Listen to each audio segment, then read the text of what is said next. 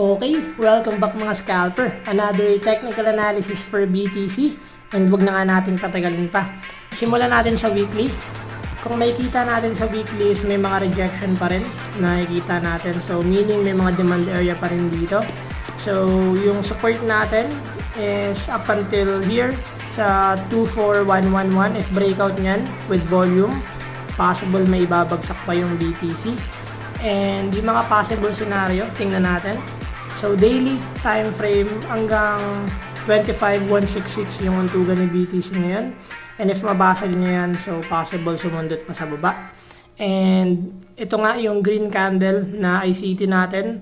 So possible pa rin na magkaroon ng rejection within this range. And if magkaroon ng candle na buo, makaakyat dito. So possible dun pa lang tayo magkaroon ng uptrend.